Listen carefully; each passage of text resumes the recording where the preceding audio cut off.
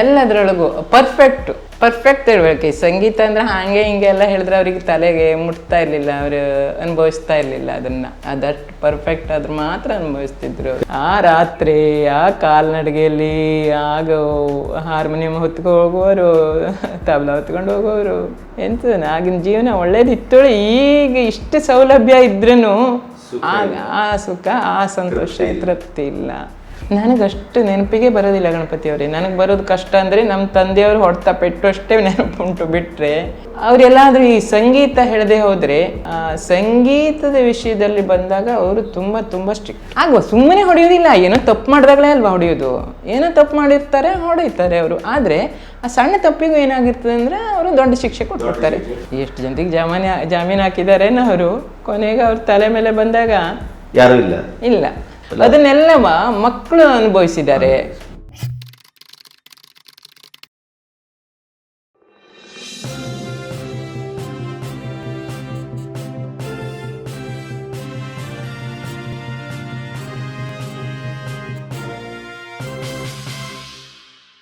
ನೀವು ಹಾಡ್ತಾ ಬಂದಾಗ ನಿಮ್ಮ ಹಾಡುಗಾರಿಕೆಯ ಬಗ್ಗೆ ಹೌದು ಹೇಳ್ತಾ ಇರಲಿಲ್ಲ ಅವರು.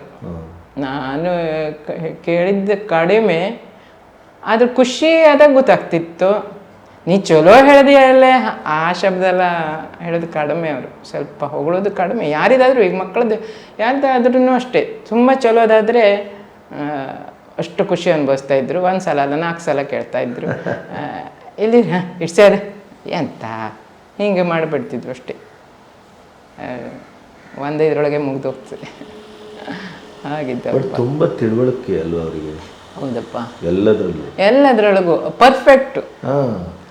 ಪರ್ಫೆಕ್ಟ್ ಇರಬೇಕು. ಈ ಸಂಗೀತ ಅಂದರೆ ಹಾಗೆ ಹಿಂಗೆ ಎಲ್ಲ ಹೇಳಿದ್ರೆ ಅವ್ರಿಗೆ ತಲೆಗೆ ಮುಟ್ತಾ ಇರಲಿಲ್ಲ, ಅವರು ಅನುಭವಿಸ್ತಾ ಇರಲಿಲ್ಲ ಅದನ್ನು. ಅದಷ್ಟು ಪರ್ಫೆಕ್ಟ್ ಆದ್ರೆ ಮಾತ್ರ ಅನುಭವಿಸ್ತಿದ್ರು.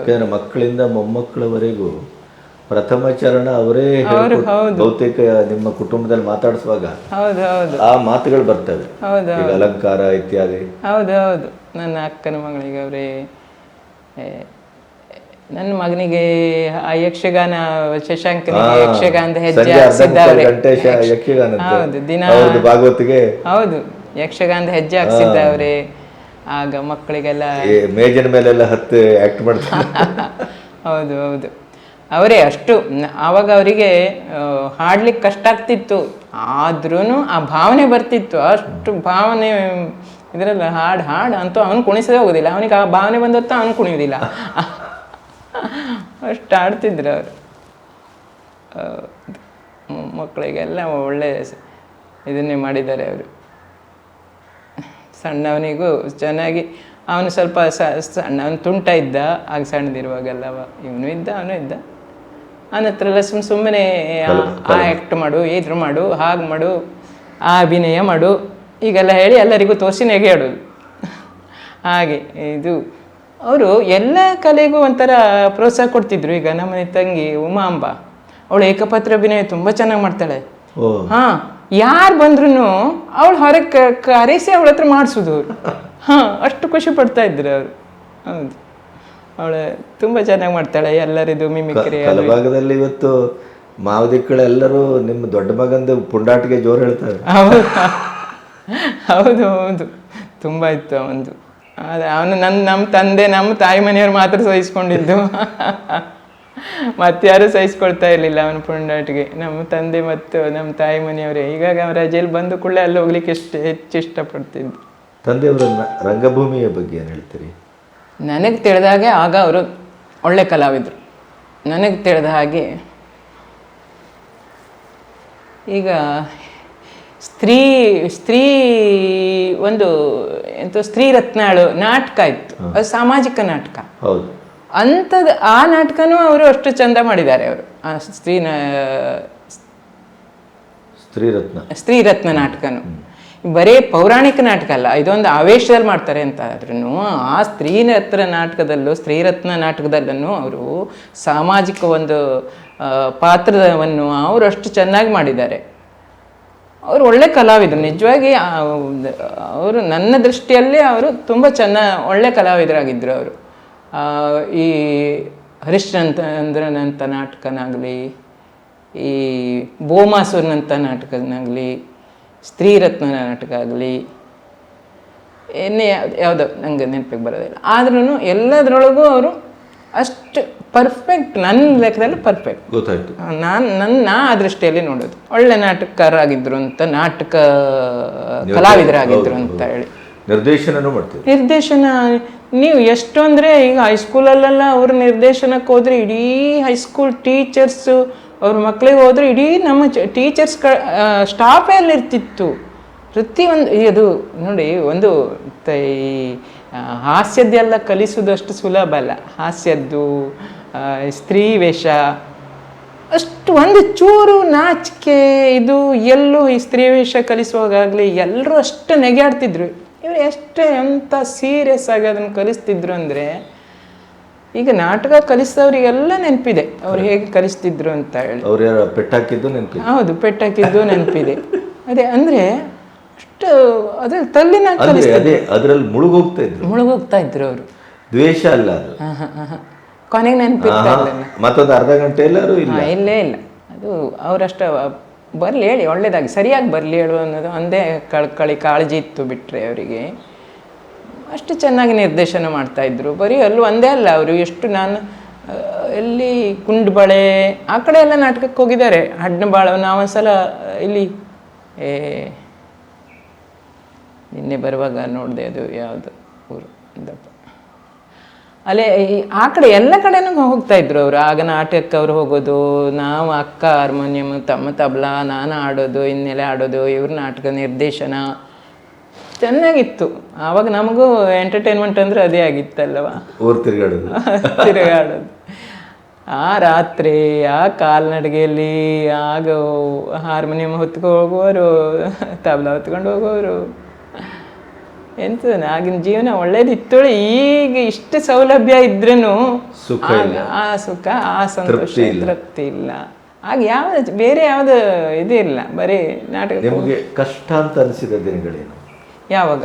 ನಿಮ್ಮ ಮನೆಯಲ್ಲಿ, ಅಂದರೆ ಮದುವೆ ಮೊದಲನೇ ದಿನಗಳಲ್ಲಿ? ನನಗಷ್ಟು ನೆನಪಿಗೆ ಬರೋದಿಲ್ಲ ಗಣಪತಿ ಅವರೇ. ನನಗೆ ಬರೋದು ಕಷ್ಟ ಅಂದರೆ ನಮ್ಮ ತಂದೆಯವರು ಹೊಡೆತ ಪೆಟ್ಟು ಅಷ್ಟೇ ನೆನಪುಂಟು. ಬಿಟ್ಟರೆ ಅವರೆಲ್ಲಾದರೂ ಈ ಸಂಗೀತ ಹೇಳದೆ ಹೋದರೆ, ಸಂಗೀತದ ವಿಷಯದಲ್ಲಿ ಬಂದಾಗ ಅವರು ತುಂಬ ತುಂಬ ಸ್ಟ್ರಿಕ್ಟ್, ಸರಿಯಾಗಬೇಕು ಆ ವಿಷಯದಲ್ಲಿ ಮಾತ್ರ. ನಾನು ಮತ್ತು ಈ ಕೆಲಸದ ವಿಷಯದಲ್ಲೆಲ್ಲ ನಾವು ಎಲ್ಲೂ ಆಗ ಅವ್ರ ಹತ್ರ ಹೇಳ್ಸ್ಕೊಂಡಿದ್ದು ಕಡಿಮೆ. ಯಾಕಂದ್ರೆ ನಾವು ಪರ್ಫೆಕ್ಟಾಗೇ ಮಾಡ್ತಾ ಇದ್ದಿದ್ದು. ಈಗ ಹೀಗಾಗಿ ನಾನು ಕೆಲಸದ ವಿಷಯದಲ್ಲಿ ನನಗೆ ಎಲ್ಲೂ ನೆನಪಾಗೋದಿಲ್ಲ. ಕೆಲಸ ಎಲ್ಲ ಅಮ್ಮನಿಂದ ಕಲ್ತರ? ಕೆಲಸ ಎಲ್ಲ ನಾವು SSLC ಆದಮೇಲೆ ಕೆಲಸ ಮಾಡಿದ್ದೆ. ಮದುವೆ ಆಗೋ ತನಕನೂ 23 ವರ್ಷ ತನಕನೂ ಕೆಲಸ ಮಾಡಿದ್ದೆ.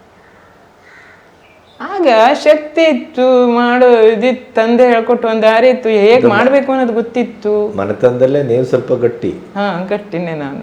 ಮತ್ತು ಹೇಗೆ ಮಾಡಬೇಕು ಕೆಲಸ ಅನ್ನೋದು ಕಲಿಸ್ಕೊಡ್ತಿದ್ರು. ನಮ್ಮ ಅತ್ತೆನೂ ಅಲ್ಲವ, ನಮ್ಮ ಅತ್ತೆ ಮಕ್ಕಳಿಗೆ ಕಲಿಸ್ಲಿಕ್ಕೂ ಒಳ್ಳೆ ಟೀಚರ್ ಅವರು. ಅಲ್ಲ?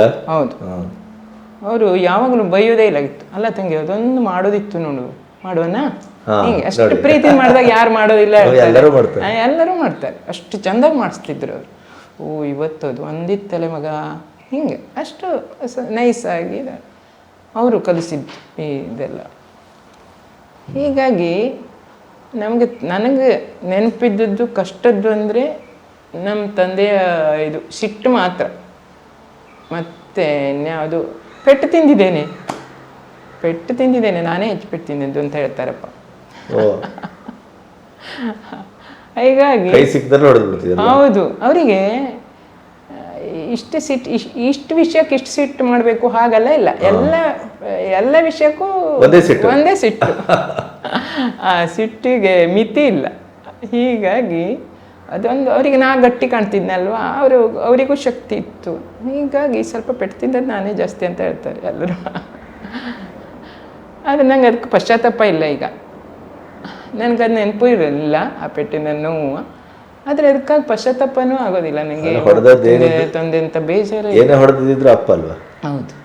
ಆವಾಗ ನಾವು ಹಾಗೆ ಕೆಲಸ ಏನೋ ಒಂದು ಒಳ್ಳೆ ಉದ್ದೇಶ ಆಗುವ, ಸುಮ್ಮನೆ ಹೊಡೆಯೋದಿಲ್ಲ. ಏನೋ ತಪ್ಪು ಮಾಡಿದಾಗಲೇ ಅಲ್ವಾ ಹೊಡೆಯೋದು. ಏನೋ ತಪ್ಪು ಮಾಡಿರ್ತಾರೆ, ಹೊಡೆಯುತ್ತಾರೆ ಅವರು. ಆದರೆ ಆ ಸಣ್ಣ ತಪ್ಪಿಗೂ ಏನಾಗಿರ್ತದೆ ಅಂದರೆ ಅವರು ದೊಡ್ಡ ಶಿಕ್ಷೆ ಕೊಡ್ತಾರೆ. ಅದೇ ಅವರ ತಪ್ಪು. ಬಿಟ್ಟರೆ ಈಗ ನಾವು ತಪ್ಪು ಮಾಡದೆ ಸುಮ್ಮನೆ ಹೊಡಿತಾರ? ಇಲ್ಲ, ಏನಾದ್ರು ತಪ್ಪು ಮಾಡಿರ್ಬೋದು. ನಾನು ಈಗ ಆ ತಪ್ಪು ಏನೇನು ಮಾಡಿದ್ದಾನೆ ಅಂತೆಲ್ಲ ನಂಗೆ ನೆನಪಿಲ್ಲ. ಆದರೆ ಅದು ಸ್ವಲ್ಪ ಸಣ್ಣದಕ್ಕೂ ದೊಡ್ಡ ಪೆಟ್ಟೆ ಕೊಡ್ತಿದ್ರು. ಅದು ಸ್ವಲ್ಪ ಸಿಟ್ಟು ಜಾಸ್ತಿ ಅಂತ ಕಾಣ್ತಿತ್ತು ಎಲ್ರು, ಹಾಗಾಗಿತ್ತು. ಆದರೆ ಹಾಗಾಗೋದ್ರಿಂದ ನಾವು ಏನು ಮಕ್ಕಳನ್ನ ಹೇಗೆ ಹೀಗೆಲ್ಲ ಮಾಡಬಾರ್ದು ನಮ್ಮ ಜೀವನದಲ್ಲಿ. ಹೀಗಾಗಿ ಎಲ್ಲರೂ ಹಾಗೆ, ಈಗ ಮಕ್ಕಳಿಗೆ ತಂದೆಯವ್ರ ಹತ್ರ ಪೆಟ್ಟು ತಿಂದವರೆಲ್ಲ ನಾವು ಹಾಗೆ ಮಾಡಬಾರ್ದು. ಅದೊಂದು ಪಾಠ, ಅದೊಂದು ನಮಗೆ. ಅದು ಸತ್ಯ ಮಾತ್ರ. ಹೌದು, ನಾವು ಹಾಗೆ ಮಾಡಬಾರ್ದು. ಆಗಿದ್ದೆಲ್ಲ ತುಂಬ ಕಲ್ತಿದ್ದೇವೆ. ಅದು ಕಲ್ತ್ಕೊಳ್ಳಿಕ್ಕೂ ಆಗ್ತದೆ. ನಾವು ಈಗ ತಂದೆಯವರ ಪೆಟ್ಟಿನಿಂದ ನಾವು ಕಲ್ತ್ಕೊಳ್ಳಿಕ್ಕೂ ಆಗ್ತದೆ. ಅವರ ದಾರಿಯಲ್ಲೇ ಹೋದರೆ ಅದು ಫೇಲ್. ಅದು ನಾವು ಕಲ್ತ್ಕೊಂಡ್ರೆ ನಾವು ಪಾಸ್. ಅವರದ್ದನ್ನು ನಾವು ಎಲ್ಲರೂ ಕಲ್ತ್ಕೊಂಡಿದ್ದಾರೆ. ಎಲ್ಲರೂ ಅವರದ್ದು ಇದನ್ನು ಅವರ ಸಿಟ್ಟಿಂದ ಅವರೇನು ಕೆಟ್ಟದ್ದು ಮಾಡಿದ್ದಾರೆ. ಕೆಟ್ಟದ್ದು ಮಾಡೋದು ಅಂದ್ರೆ ಹಾಗಲ್ಲ, ಈಗ ನಮ್ಮ ಲಿಮಿಟಿಗಿಂತಲೂ ಒಂದು ಹಾಸಿಗೆಗಿಂತಲೂ ಉದ್ದ ಕಾಲು ಚಾಚಿ ಚಾಚಿದ್ದು ಅದೆಲ್ಲ ನಾವು ಎಲ್ಲ ಮಕ್ಕಳು ಕಲ್ತ್ಕೊಂಡಿದ್ದಾರೆ. ಹೀಗಾಗಿ ನಾವು ಅದಕ್ಕಾಗಿ ಅಷ್ಟು ಯಾರೂ ಇದ್ರೂ ಮಾಡಲಿಲ್ಲ. ಆದರೆ ಎಲ್ಲರಿಗೂ ಯಾರು ಸುಮ್ಮನೆ ಕೂರುವವರಲ್ಲ ತಂದೆಯಾಗಿ. ಯಾವ ಮಕ್ಕಳು ಸುಮ್ಮನೆ ಕೂರುವವರಲ್ಲ. ಏನಾದರೂ ಒಂದು ಅವ್ರಿಗೆ ಬೇಕು, ಬೇರೆ ಏನಾದ್ರು ಮಾಡುವ, ಇದ್ರ ಮಾಡುವ, ಸಂಗೀತದಲ್ಲಿ ಏನಾದ್ರು ಮಾಡುವ. ಈಗ ಎಲ್ಲರೂ ಸಂಗೀತದಲ್ಲಿದ್ದಾರೆ ಅಲ್ವಾ. ಇವತ್ತು ಅಲ್ಲಿ ಬೆಳದಿಂಗಳೋತ್ಸವ ಮಾಡುವ, ತಮ್ಮಂದು ಅಲ್ಲಿ ರಾಜ್ಗುರು ಇದ್ರ ಮಾಡುವ. ಹೀಗೆ ಅಂದರೆ ಎಲ್ಲರೂ ಯಾರು ಸಂಗೀತ ಶಾಲೆ ಮಾಡುವ, ಶಾಲೆ ಮಾಡುವ. ಅದಕ್ಕೆ ಈಗ ರಜಾದಲ್ಲಿ ಎದುರು ಮಾಡ್ತಾನೆ, ಕ್ಲಾಸ್ ಮಾಡ್ತಾನೆ ಸಂಗೀತ ಮಕ್ಕಳಿಗೆ. ಹೀಗೆ ವಿನಾಯಕನಂತೂ ಅಲ್ಲಿ ದೊಡ್ಡ ಶಾಲೆನೇ ಮಾಡೋದು. ಹೌದು, ಶಾಲೆ ಒಂದೇ ಅಲ್ಲ, ಏನೇನೋ ಪಟಾಲ ದೊಡ್ಡದಿದೆ. ಒಂದು ಎಲ್ಲರೂ ಸಾಂಸ್ಥಿಕವಾಗಿ ಬೆಳೆದಿದ್ದಾರೆ. ಅವರು ಅವರಷ್ಟಕ್ಕೆ ಅದು ತಂದೆ ಕೊಡುಗೆ. ಅದು ನೀವು ಯಾವ ಮಕ್ಕಳು ಅವರಷ್ಟರ ಮಟ್ಟಿಗೆ ಬಹುಮುಖಿಯಾಗಿ ಬೆಳಿಲಿಕ್ಕೆ ಆಗ್ಲಿಲ್ಲ. ಸ್ವಲ್ಪ ಹೆದರಿದ್ರು ಅಂದ್ರೆ ಇರ್ಬೋದು, ಅಂದ್ರೆ ಇದೆ ಎಲ್ಲರಿಗೂ. ಆದರೆ ಈ ವ್ಯಾವಹಾರಿಕವಾಗಿ ಎಲ್ಲದರೊಳಗೂ ಬೆಳಿಲಿಕ್ಕೆ ಕಷ್ಟ ಆಗ್ತದೆ. ಅದು ಹಾಗೆ ಅವ್ರು ಯಾವುದು ಮಾಡಲಿಲ್ಲ ಅಂತಲೇ ಇಲ್ಲ ಅವರಿಗೆ. ಅದು ಯಾರಿಗೋ ಜಾಮೀನು ಹಾಕಿ ಕೊನೆಗೆ ಆ ಸ್ವಿಚ್ ಬೋರ್ಡ್ ಮಾಡೋದು ಫ್ಯಾಕ್ಟ್ರಿ ಮಾಡಿದ್ರು. ಹೌದು, ಎಷ್ಟು ಜನರಿಗೆ ಜಾಮೀನು ಹಾಕಿದಾರೇನೋ ಅವರು. ಕೊನೆಗೆ ಅವ್ರ ತಲೆ ಮೇಲೆ ಬಂದಾಗ ಯಾರು ಇಲ್ಲ ಇಲ್ಲ ಇಲ್ಲ ಆ ಥರದ್ದೆಲ್ಲ ತುಂಬ ಆಗಿದೆಯಪ್ಪ ಅವರಿಗೆ. ಅದನ್ನೆಲ್ಲ ಮಕ್ಕಳು ಅನುಭವಿಸಿದ್ದಾರೆ. ಹೀಗಾಗಿ ಮಕ್ಕಳಿಗೆ ಸ್ವಲ್ಪ ಎಲ್ಲಾದ್ರೂ ಒಂಚೂರು ಒಗರಿದೆ ಅಂದ್ರೆ ಆ ಕಾರಣಕ್ಕೆ. ಹೌದು ಹೌದು. ಅದು ಮತ್ತೆ ಹಿರಿಯ ಮಕ್ಕಳಿಗೆ ಸ್ವಲ್ಪ ಜಾಸ್ತಿ ತಾಗ್ತದೆ. ಹೌದು ಹೌದು ಹೌದು. ಈಗ ನಿಮ್ಗಾಗ್ಬೋದು, ಪಾರ್ವತಕ್ಕಾಗ್ಬೋದು, ಪರಮೇಶ್ವರರಿಗಾಗ್ಬೋದು. ಯಾಕಂದ್ರೆ ಮೊದಲ ಮಕ್ಕಳಾದ ಕೂಡಲೇ ಹೌದು ಹೌದು ಪಾಪ ಅವ್ರಿಗೆ ಕಿರಿಯರಿಗೆ ಬೇರೆ ಬೇರೆ ನೋವು ಬಂದಿದೆ. ಈಗ ನಮ್ಮದು ಬೇರೆ ನೋವು ಆದರೆ ಅವ್ರಿಗೆ ಮತ್ತೊಂದು ಥರದ್ದು ಬಂದಿದೆ.